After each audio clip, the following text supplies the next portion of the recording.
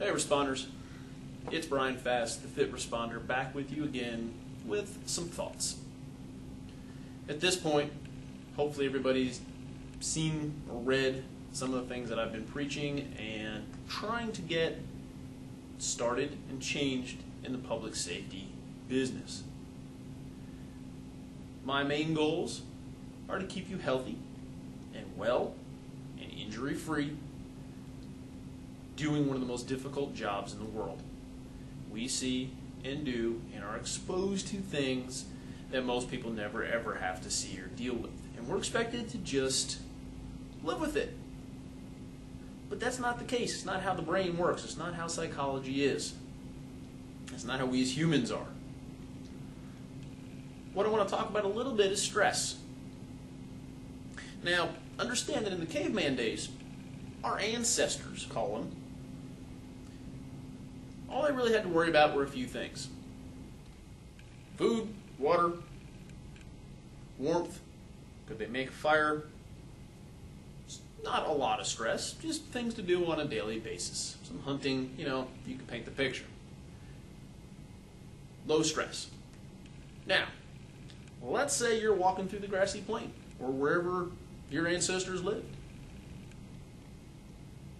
And out jumps a big ferocious tiger. Now instead of looking for food, you are food. Now responders, that's stress. You have two choices. Stand and fight or run like hell. Now irregardless of what your choice would be, let's say you survived. Our natural response at this point is to simply stop. Get something to find some water. Rest. Let our bodies come back down and recover from a very stressful event. Fast forward to modern times, and our stress mechanism is on constantly. Every day you strap on a uniform and you get in your ambulance, your fire truck, or your police car. Stress is non-stop. From the pager going off, to the radio, to the cell phone, to the computer. We are hyper-connected in today's world. So you all know this picture. You run, you get dispatched to the bad call, or a mentally taxing call. We all have something out there that gets us. There's always something. You have that call. On the way to the call, radio's going. You've got information coming in. There's radio traffic. There's traffic you have to deal with. You get to the call and you deal with it like the professional that you are. The call is now over. The stress should stop at this point, but it doesn't. You've got supervisors. You have administrators. You have jail personnel, hospital personnel, whatever your line of work is. You have people that are going to want to deal with this big situation that you have to deal with, even if that's not the case, even if it was just a normal call. You're still back on the street running calls, after call, after call, after call. Constant stress response. There's a reason why, as we get older, we get hurt more. We generally don't sleep as well. We have lack of concentration, inability to focus on task at hand. We make mistakes. Our bodies start to deteriorate. I don't always buy the, oh, well, I'm just getting old thing. A lot of times it's the fact that stress, the stress hormones, the stress mechanism, poor sleep, poor nutrition, lack of exercise, chronic dehydration finally takes a toll.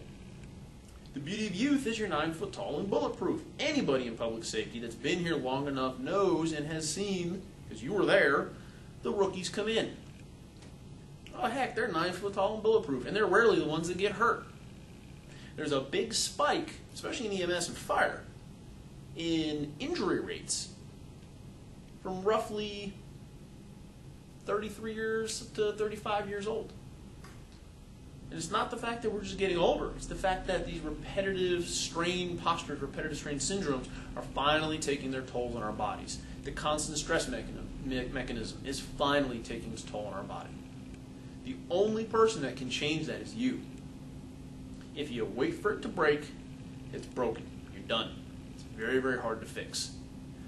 It's a lot easier, it's a lot cheaper, and it's a lot less painful to pre-habilitate an injury or your body than it is to rehabilitate it. So I challenge you to do a few simple things. Exercise. Your job requires it. If you're not exercising, you're a danger to yourself, your partners, and the public that you serve. So get some help. Start working out. But do safe exercises, please.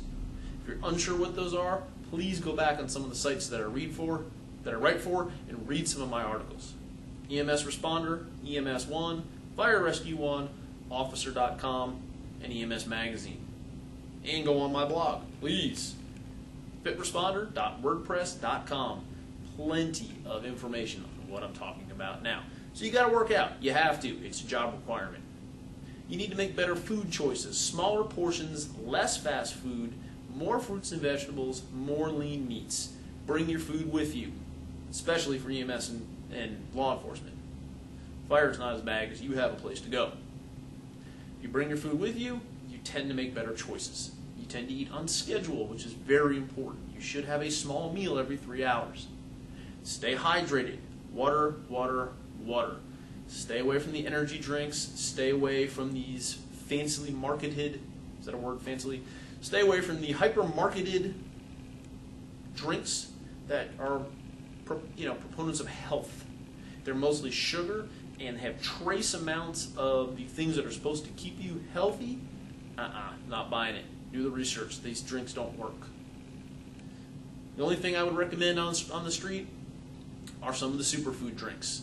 They're in the refrigerated section of the supermarkets. They're the green food drinks and the fruit juice drinks. 100%. They're a little more expensive, but it's worth it. Sleep is very, very, very important. If you don't sleep, you don't heal. If you don't heal, you don't get better at anything. Your body starts to break down. If you have the night shift, that's tough. It's very hard on your body because we're made to be awake during the day and we sleep when it's dark. I challenge you, if you're on nights, and you probably do this already, black out curtains, turn off anything electronic in the room that gives background light, turn off your phone, and invest in a sound machine. White noise. It's phenomenal to cut out all that background clatter that you generally have during the day. Nap when you can. It does help, but no more than 30 to 45 minutes. Generally no more than 15 to 20, actually. You don't want your body to think that you're going into a deep sleep. You just want to have a little bit of, call it psychological and body rest. The beauty of a short nap is it's like meditating. Very hard to get folks in public safety to meditate. It's not cool. Take a nap instead. If you want to meditate, that's even better. But nap does roughly the same thing. Your brain waves slow down. Your breathing clears, becomes more rhythmic, deeper. The muscles in your body relax. And when you do come out of your nap, you feel rested and alert and ready to go. There's no shame in napping. This I know this holds true for fire and EMS. Law enforcement, it's a little bit harder. I don't recommend a police officer to nap on duty. Not a good thing.